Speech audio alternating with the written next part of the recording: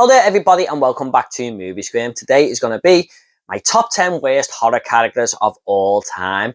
Now these are characters who either bring the movie down, ruin the movie, or I just couldn't wait to be killed off, and thankfully they're gone really quickly. Why don't you start right now and get the fuck out of here?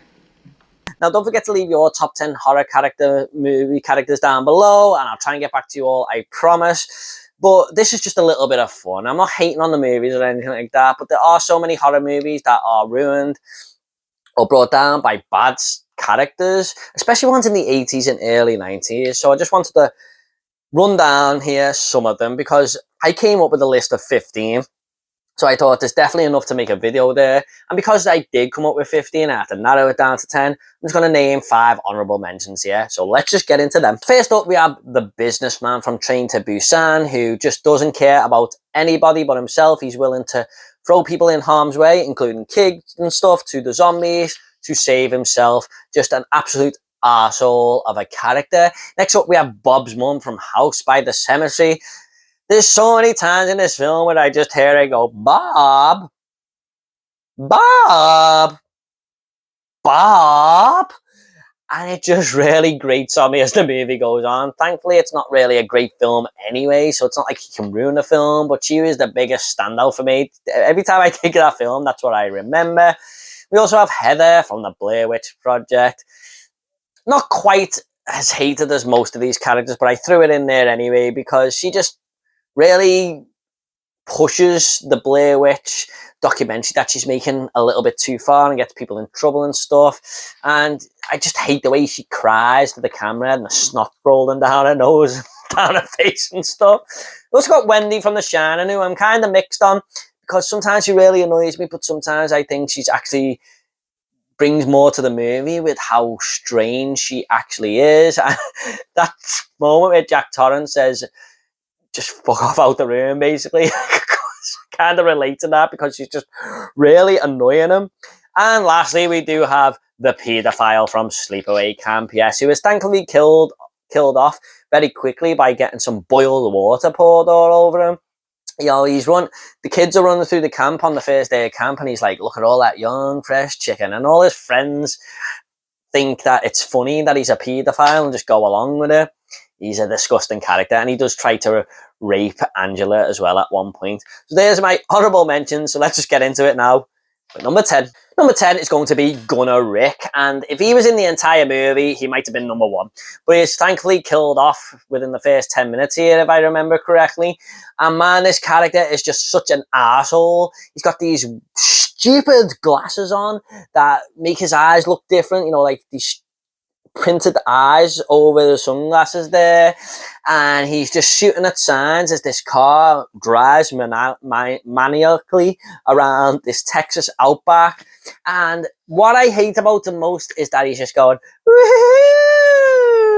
woo-hoo, and then he shoots another sign and goes, woo-hoo.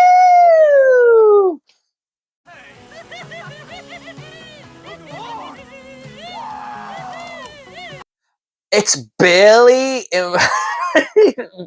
tolerable to get through the first 10 minutes of the Texas Chainsaw Massacre 2 because of this motherfucker. I remember I put it on once and my dad was watching it with me going, are you really going to watch the rest of this film with this guy in? I was just like, I know, I hate him. He instantly knew that this movie was not going to be as good as the first one just because of this motherfucker. So number 10 is Gunner Rick. Number 9 is going to be Miss Cattlewell from Child's Play 2, played by Beth Grant, who just plays an arsehole in virtually every movie I see her in. This, Donnie Darko, she's another annoying teacher in that one. In Speed, she puts everyone's life in jeopardy by trying to jump off the bus. So yeah, no surprise to see Beth Grant in one of these lists, but Miss Cattlewell is just a total bitch, basically. She tells Andy off for getting bullied. Like, this guy is flicking the back of Andy's head and he says stop it, and he's the one who gets in trouble, and Chucky does right fuck you bitch on Andy's work, so she thinks it's Andy, so fair enough. But then she proceeds to lock Andy into this classroom, and that is a fire hazard right there. But everything about her mannerisms, the way she talks to Andy and stuff, she's just so annoying. And man, I just couldn't wait for Chucky to deal with her, and I'm glad he did. It's a cool death scene as well, where he just smacks the shit out of her with a ruler. You've been very naughty, Miss Kettlewell. So, thankfully, she weren't in the movie very long, but fuck me, man, she is just a total bitch in this movie for the small screen time she has. So number nine is Miss Cattlewell. Number 8 is going to be Tina from Halloween 5. Halloween 4, we had Rachel, who was such a cool final girl, and they killed her off in Halloween 5 for fucking Tina, who is one of the most annoying characters. It's just the energy levels of her. Like, she's jumping around thinking she's so funny. She's running into people and jumping all over them and making these stupid noises. She thinks she's so funny. And I don't know why Jamie Lloyd loves this character. She kind of abandons Rachel and pushes her to one side and wants Tina all the time. And she's going, Tina, Tina, all the way through the movie when she's scared. And Tina, man, she's just one of the worst lead characters to have in a movie. I hate the way she jumps around so much and pushes people into doing fun things that are just not really that fun. It looks so good. And I'm glad she is killed off through the film because she was just grating on me throughout. What a terrible decision to replace Rachel with Tina. She is number 8. Number 7 is going to be Heather from Texas Chainsaw 3D. I think you all know why. Because of a certain piece of dialogue, which I'll get to in a second. But throughout this movie, I think she's not doing too bad. She's okay as the lead actress. I think she's a fine actress anyway. Alexandra Dorario, is it? Sorry, I put the name on the screen now. But she's doing fine throughout the movie, even though her age does not match up to the years of the film. I mean, like, are we meant to just forget that the first one took place in 1973? I think she should be about 50 or something in this movie, going by that. I may be wrong. Yeah, I think it was like, oh, should she be like 45 years old or something? And she's like 19. But what it is the third act that totally kills this character. All their friends have been massacred by Leatherface, and the movie wants us to sort of feel sorry for Leatherface because the town's been against them and stuff. And I'm like, what, we're meant to feel sorry for this chainsaw wielding maniac? And she actually does. And then she finds out she's related to Leatherface and stuff. And the town starts to come after Leatherface, and in the end, she throws the chainsaw to Leatherface, who has just butchered all her best friends, by the way. But she decides to forget all that because she's related to him, throws the chainsaw to him, and says, "Do your thing, cuz." That's right. Do your thing, cuz. Not only that, but not many people talk about the other line of dialogue that she has as well, where she says, "I'm sorry."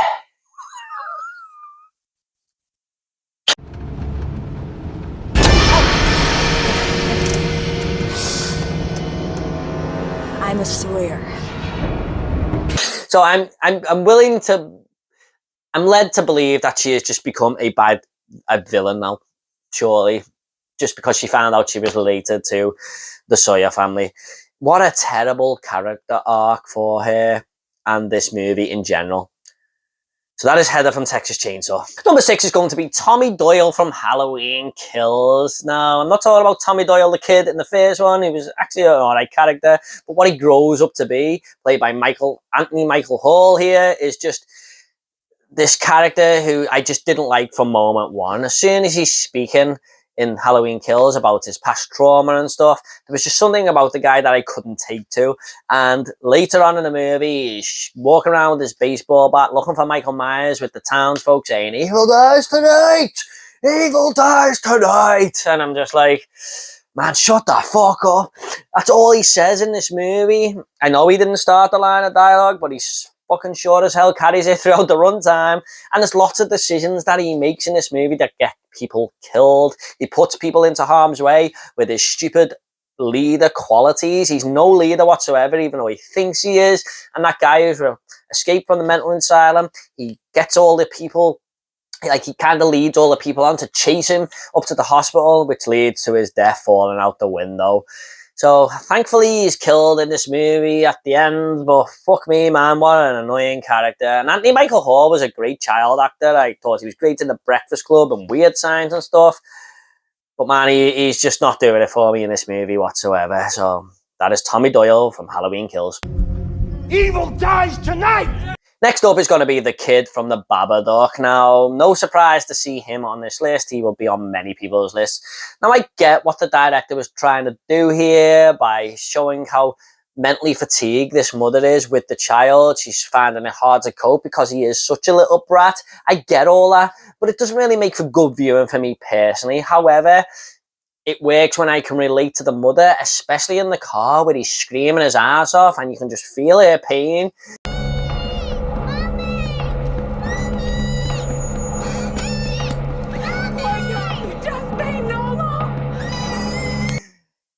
He's got such an annoying face. No disrespect to the kid, but he really has. I expect that's why he was picked. A lot of people are casted because of the way they look and stuff like that. I mean, I don't want to be too disrespectful there, but he has just got one of them faces that goes with the character. He's just so annoying. He wants his own way all the time. He's giving his mother shit. He's just constantly horrible throughout this film. And there's one moment where the mother turns around and says to him, "You little shit." Do you know what? It wasn't very nice of her, but I was like, yes, thank you for telling him.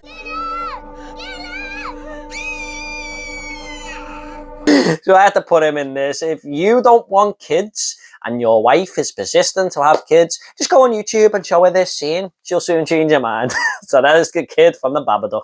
Number 4 is going to be the religious woman from The Mist. Man, this is a perfect example of a character bringing a movie down, because every single scene that she's in, every time she speaks, I'm just like, oh my God, shut the fuck up. Will these characters please just throw her out from this supermarket into the mist and let these monsters please take her? I'm not really a fan of religious fanatic characters in movies, especially when they're constantly going on throughout the film, because I usually just disagree with them anyway. I'm not really a big religious believer, and when the characters are spouting all the religious beliefs off, I'm just like, oh my God, will you shut up? And thankfully she is just shot in the head in this movie, because she is a sinister character anyway. It's not just her spouting off the religion.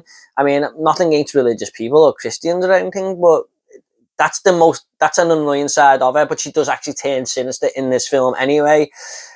And I'm just glad that she is finally taken out. She is one of the worst characters ever, not just in horror, but ever. She is fucking truly awful in this movie, and I hate her. Punished for what? For going against the will of God, for going against his forbidden rules of old. A lot of people give credit to her acting, and yes, you know what, I will, because she is meant to be like this. But again, like the kid from the Babadook, it doesn't make for great viewing for me, and brings the film down a little bit. So you've got to find that balance, I think.